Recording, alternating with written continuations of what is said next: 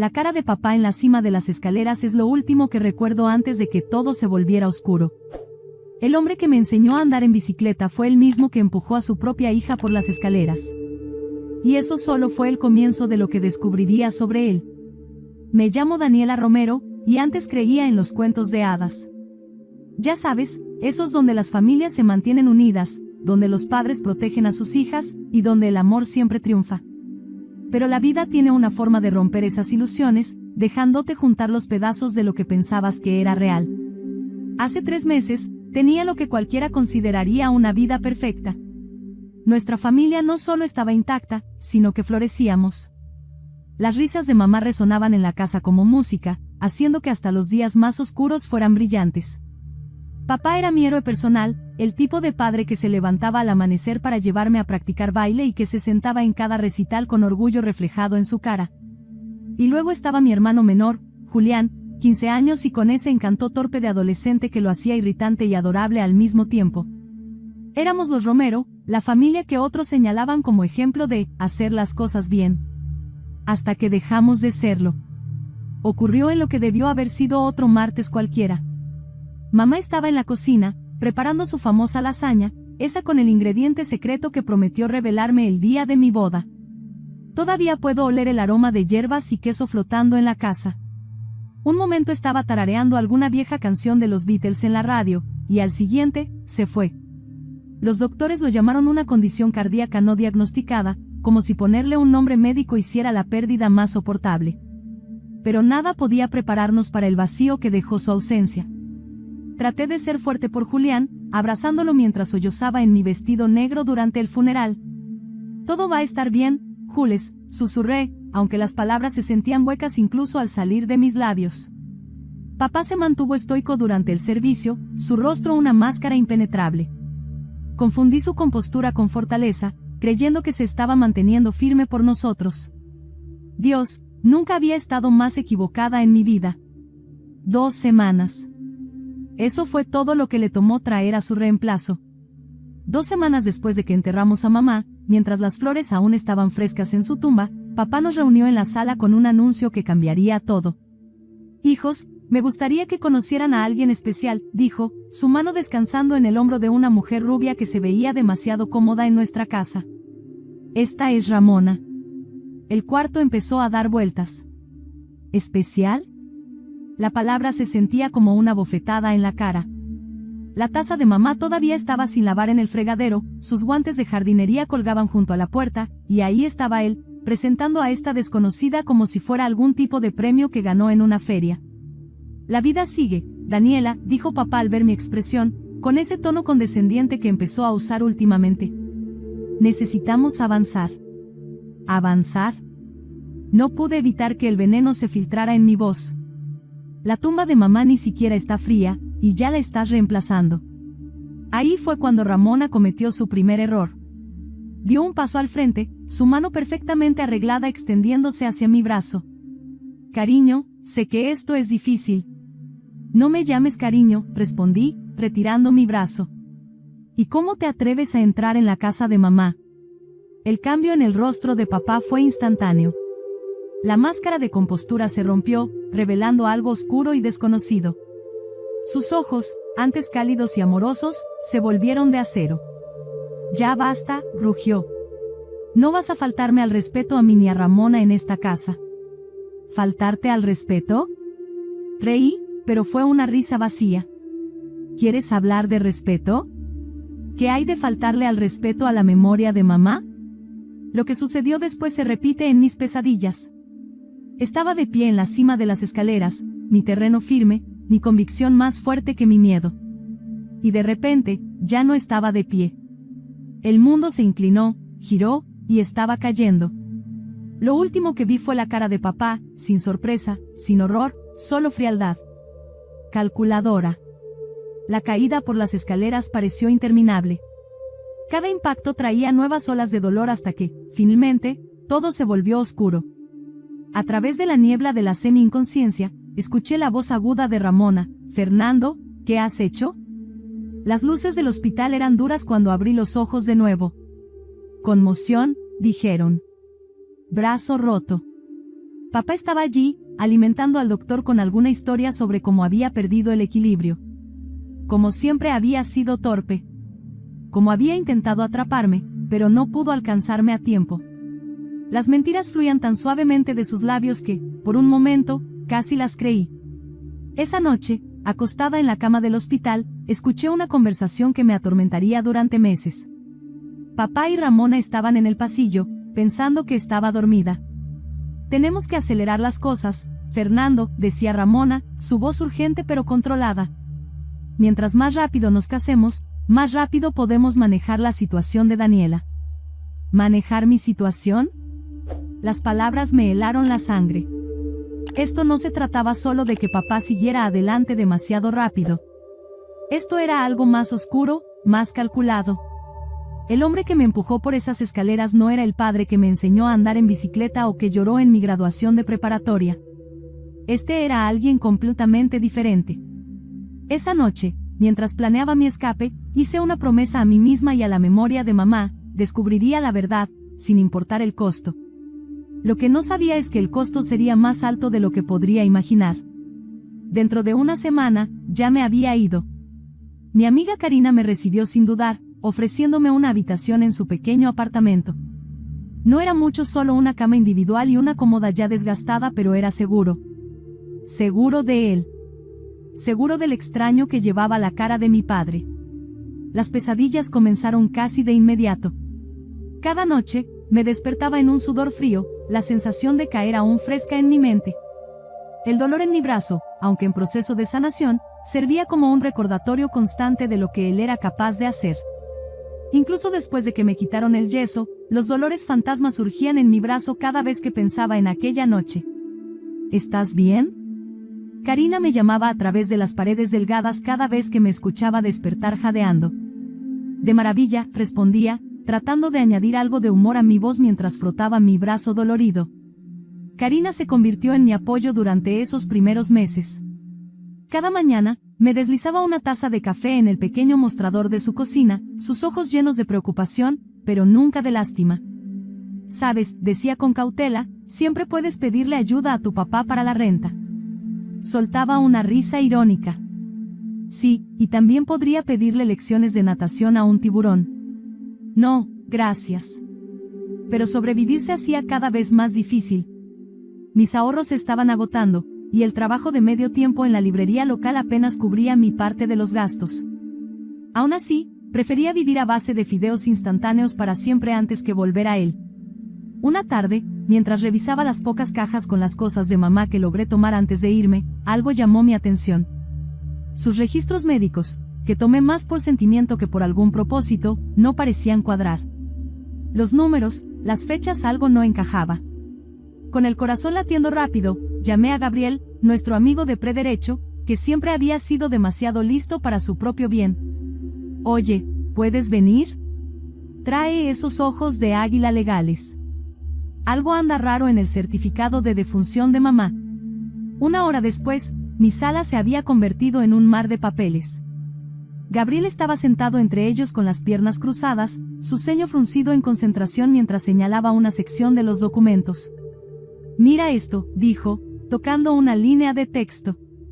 «La dosis de los medicamentos de tu mamá cambió drásticamente una semana antes de que muriera». Karina, que había estado mirando por encima de su hombro, frunció el ceño. ¿Podría ser un error? Negué con la cabeza, con la garganta apretada. Mamá era meticulosa con sus medicamentos. Lo anotaba todo en su pequeña libreta azul. «Esto no tiene sentido». Seguimos investigando, revisando estados de cuenta bancarios, correos antiguos, cualquier cosa que pudiéramos encontrar. Con cada nuevo documento, el nudo en mi estómago se hacía más profundo. Los hilos de nuestra vida familiar perfecta se estaban desmoronando, revelando algo oscuro y retorcido debajo. «Oh, Dios mío», susurró de repente Karina, su rostro iluminado por la pantalla de su computadora. «Daniela, tienes que ver esto». Giró la computadora hacia mí, mostrando un viejo boletín de la compañía. Allí estaba papá, con el brazo alrededor de una rubia familiar. La leyenda decía: Fernando Romero y su secretaria Ramona Vargas celebran otro trimestre récord. La habitación comenzó a girar de nuevo, Pero esta vez no era por una lesión física. Ellos se conocían. Antes de que mamá muriera. Antes de que todo se desmoronara. La voz de Gabriel cortó mi conmoción. Daniela, estas transferencias bancarias no son normales. Grandes sumas se estaban moviendo a una cuenta en el extranjero meses antes de que tu mamá falleciera. Las piezas comenzaban a encajar, formando una imagen tan horrible que apenas podía comprenderla. Papá y Ramona no solo habían tenido una aventura, había dinero involucrado, mucho dinero. ¿Y la muerte de mamá, y si no había sido natural? Necesitaba hablar con Julián. Mi hermano menor había estado viviendo en esa casa con ellos, viendo todo desarrollarse. Si alguien podía haber notado algo extraño, sería él. Nos encontramos en un sucio restaurante al otro lado de la ciudad, lejos de los lugares que frecuentaba papá. Julián se veía diferente, mayor de alguna manera, la inocencia en sus ojos reemplazada por algo más duro. Jugaba nerviosamente con su servilleta mientras yo lo observaba. Jules, dije suavemente, necesito que seas honesto conmigo. ¿Has notado algo raro en casa? ¿Con papá y Ramona? ¿Algo sobre la noche en que mamá murió? El color se desvaneció de su rostro. Yo, no se supone que debía decir nada. Mi corazón se detuvo. Julián, por favor. Si sabes algo. Respiró tembloroso, su voz apenas un susurro.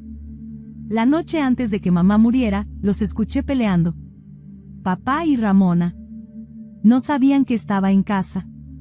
¿Qué estaban diciendo? Algo sobre las pastillas de mamá. Ramona estaba asustada, decía que era demasiado arriesgado. Papá dijo que no tenían otra opción, que mamá iba a arruinar todo. El mundo se inclinó en su eje. ¿Cómo le dices a tu hermano de 15 años que su padre podría ser un asesino? Que el hombre que nos arropaba por las noches podría haber matado a nuestra madre. No sé lo que significa todavía, Jules, dije, extendiendo la mano para apretar la suya.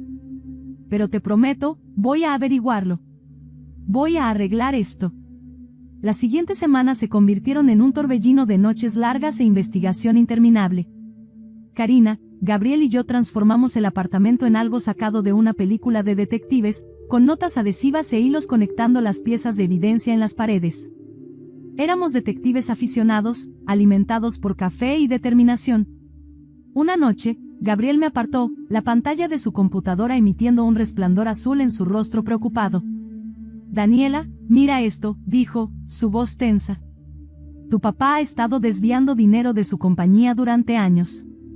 Estamos hablando de millones. Karina dejó escapar un silbido bajo. Bueno, eso explica la casa de la playa. La revelación me enfermó. Todas esas vacaciones familiares, mi fondo para la universidad, el estilo de vida que llevábamos, ¿cuánto de eso se había construido con dinero robado? ¿Y por qué papá arriesgaría todo así? Quizás necesitaba mantener contenta a Ramona, sugirió Gabriel encogiéndose de hombros. Cuanto más cavábamos, peor se ponía. Cuentas en el extranjero, fundaciones falsas, una red de engaño financiero tan compleja que me hacía dar vueltas la cabeza. Y entonces lo encontramos, la pieza final del rompecabezas. Era un correo electrónico de mamá a su abogado, fechado solo unos días antes de su muerte.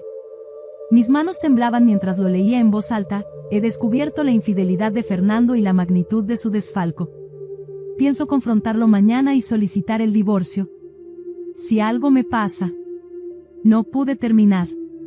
Karina me envolvió en sus brazos mientras me quebraba, la verdad finalmente golpeándome con toda su fuerza. La voz de Gabriel fue suave pero firme. Daniela, tenemos que considerar la posibilidad de que tu papá la haya matado. Las palabras flotaron en el aire, pesadas con implicaciones. Oh, Dios, solté. Él la mató. Al día siguiente, mientras organizaba más de los registros de mamá, mi teléfono vibró.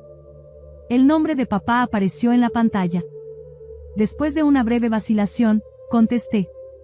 Daniela, necesitamos hablar. Su voz era fría, desconocida. Acordamos reunirnos en un café cerca de su oficina. Tan pronto como me senté, él fue directo al grano. Lo que sea que creas que estás haciendo, debe parar. No sé de qué hablas, respondí, manteniendo mi voz firme. Se inclinó hacia adelante, sus ojos duros. No te hagas la tonta. Sé que has estado hurgando, haciendo preguntas. ¿Esto termina ahora, o habrá consecuencias? ¿Me estás amenazando?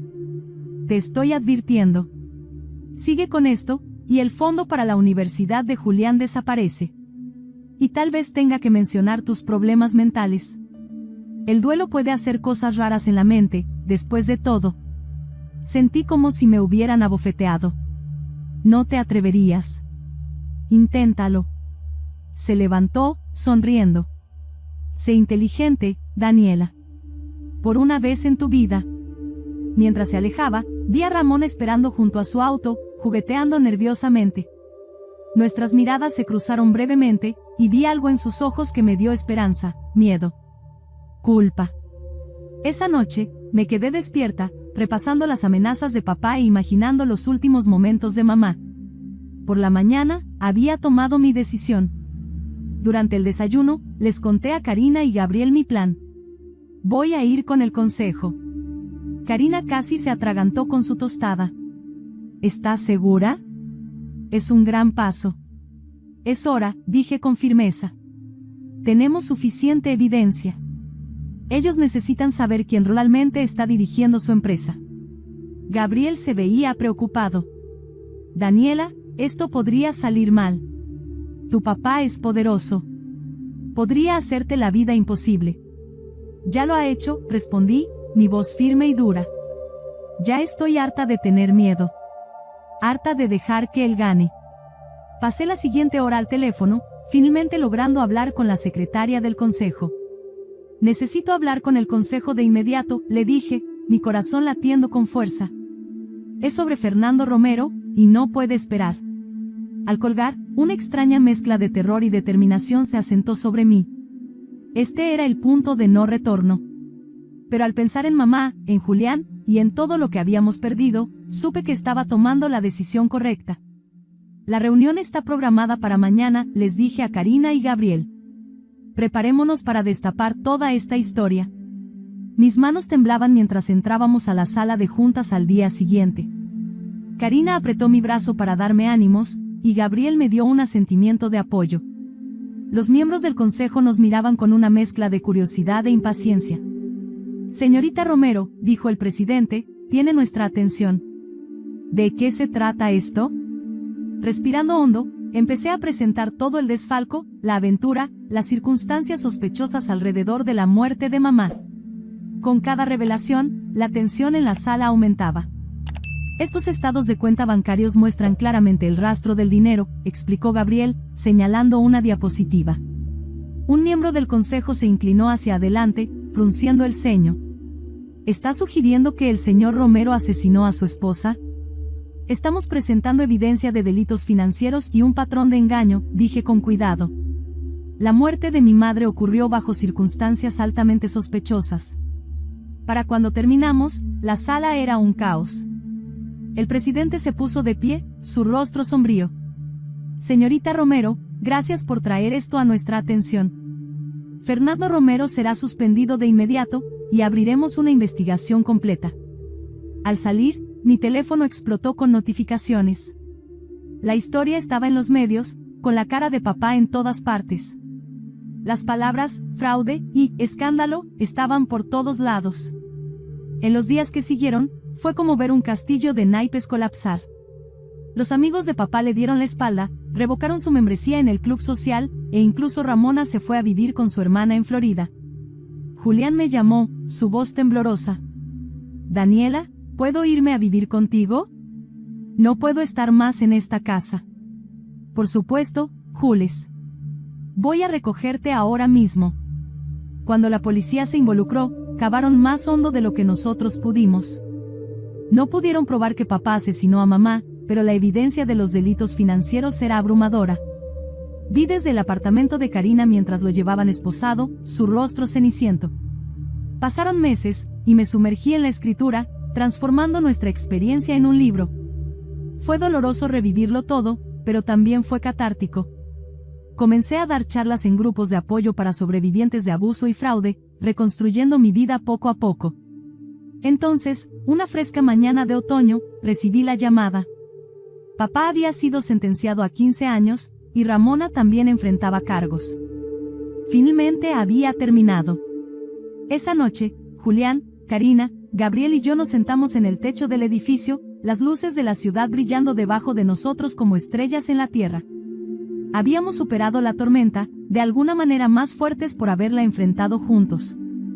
Por mamá, dijo Julián, alzando su refresco hacia el cielo. Por la justicia, añadió Gabriel, levantando su propia bebida. Por nuevos comienzos, intervino Karina. Los miré, mi familia elegida, los que estuvieron a mi lado cuando mi mundo se derrumbó y sentí una calidez que no había experimentado en años. Por la sanación, dije suavemente, mi voz llevada por el viento de la noche. Las cicatrices aún están allí, tanto físicas como emocionales. A veces mi brazo duele cuando llueve, un recordatorio de esa noche en las escaleras. A veces todavía me despierto en un sudor frío, oyendo las palabras de Ramona sobre manejar mi situación. Pero el miedo que una vez me paralizó se ha transformado en algo más fuerza, quizás. O sabiduría. Escribir esta historia no ha sido fácil. Cada palabra se siente como reabrir una herida, pero tal vez eso sea lo que significa sanar, dejar que salga el veneno, dejar entrar la luz. He aprendido que la familia no siempre tiene que ver con la sangre. A veces, se trata de las personas que están a tu lado cuando la verdad se pone fea, quienes te ayudan a juntar no solo las pruebas, sino también tu propio corazón roto. Mamá hubiera estado orgullosa de eso, creo. Siempre decía que la verdad era como la luz del sol, puede quemar al principio, pero es necesaria para crecer. Tenía razón en eso, como tenía razón en tantas cosas. No sé lo que depara el futuro. El contrato del libro que está negociando mi agente podría ayudar a pagar la universidad de Julián. Las conferencias en los eventos de abuso doméstico me mantienen ocupada. Pero más importante aún, me mantienen honesta. Cada vez que comparto nuestra historia, veo reconocimiento en los ojos de alguien más que necesita escuchar que está bien defenderse, hablar, elegir la verdad sobre la lealtad familiar cuando esa lealtad demanda un precio demasiado alto.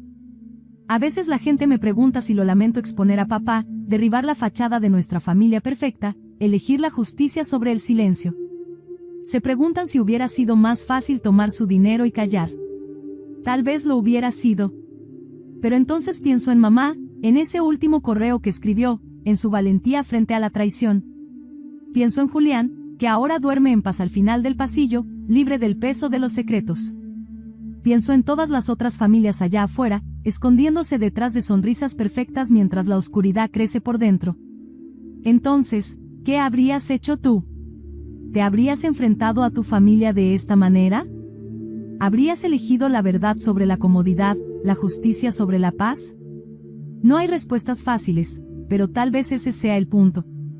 Quizás las decisiones más importantes no están hechas para ser fáciles. Si esta historia te ha conmovido, si te ves a ti mismo o a alguien que conoces en estas palabras, comparte tus pensamientos en los comentarios. Y no olvides dar like y suscribirte para más historias de coraje y justicia.